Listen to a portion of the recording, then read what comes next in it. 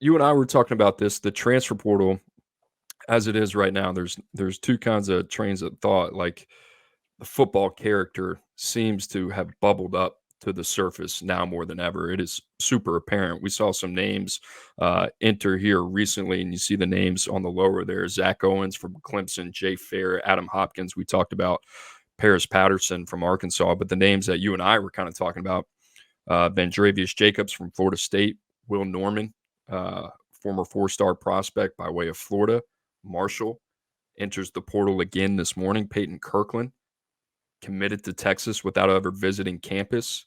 He's in the portal. He's off to Colorado. Cormani McClain, right? Who says, I don't want to play for clicks. Um, I guess what I'm saying is you were talking about NFL free agency. I think there are a lot of these guys, man, that don't have the right people in their corner, and they're getting a lot of bad advice. They're not taking accountability. And in Will Norman's situation, I'll just use him as an example that I think you can apply to a lot of players in the portal right now. Will Norman had one good camp at Future 50 He had a good day at the Under Armour game.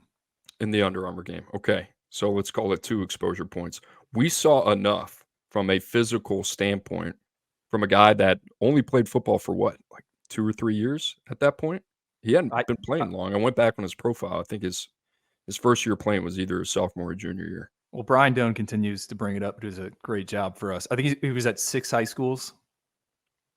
Which, to the point earlier in the show, that type of information is more and more valuable as we start to project these guys down the line. Will Norman is it fair to say, was a developmental prospect? Is that fair to say?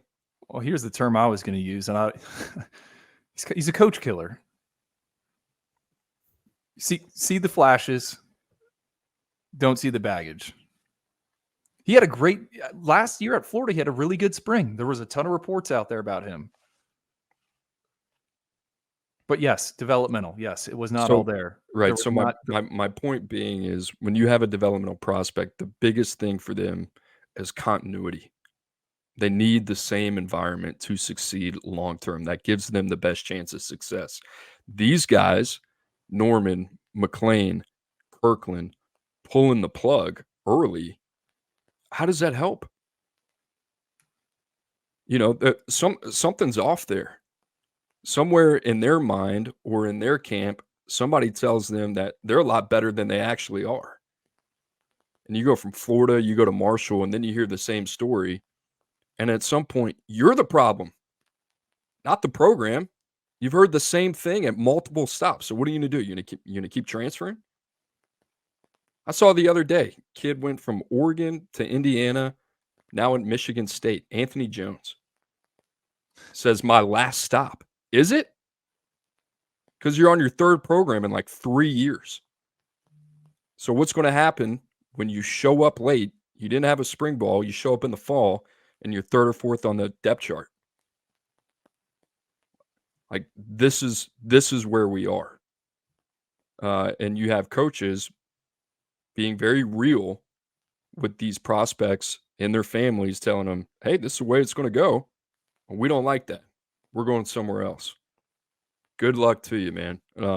And these guys are losing the big picture because essentially they don't like what they're being told in the now. And it's crippling. It's crippling a ton of talented kids because, they want their handout and they want the immediate satisfaction and gratification to be rewarded for not doing a damn thing. And it's like, sorry, man, that's not how life works. So you see all these names going to the portal. Oh, what happened? What happened? What happened? And it's like, the guy transferred 4 or 5 different schools in high school. He gets to college. What's different? It's only going to be harder.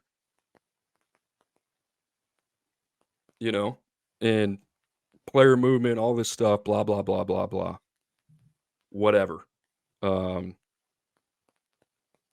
it's a shame, quite honestly. You see these guys like they can just continue to hop, hop, hop, hop, hop, and it's like, that's not the answer. It's not the answer. At some point in your life, you are going to have to face some adversity, and you're gonna have to overcome those challenges, and you're gonna have to prove your worth. And, a multitude of these guys would just rather, go to the next place, and next thing before you know, you're playing FCS football. I keep saying it, Coop. I think, and let's say you were on the other side doing your old job. I mean, how important would it be the character ID, getting the right people in the building? I think that is at an all-time high. And with how accelerated the recruiting calendar has gotten, now we're entertaining the idea of a summer signing window. I mean, I've said this in the past. You want to have these kids sign before their senior seasons. Take whatever number we've had of first and second year players in the transfer portal. You can times that by 2 with in this window. I mean, it's gonna be a lot of people cutting bait.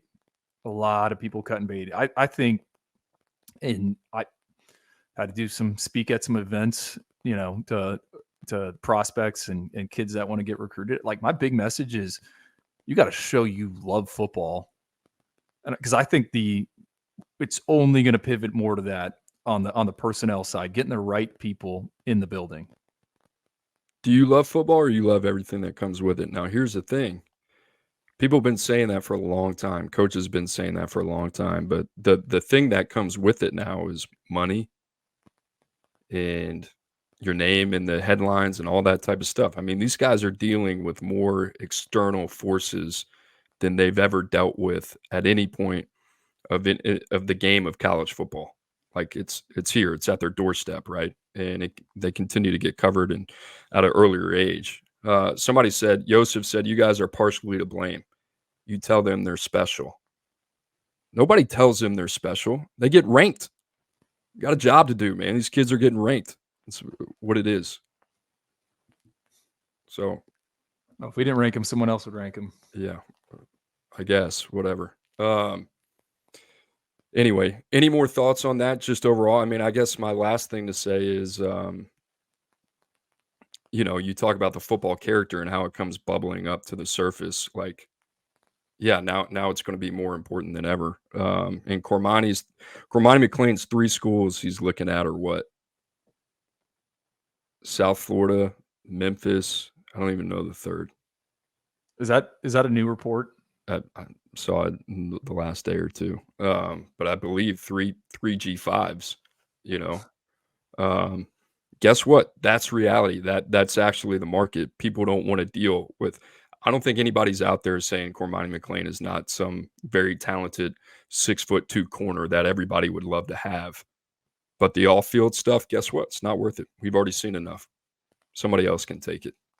And that's essentially what's happened with a lot of these players. So, yes, Drew, I think you and I, the rest of the scouting team, we're starting to take note of, all right, how many programs have these guys played in high school? How's it going to be any different in college?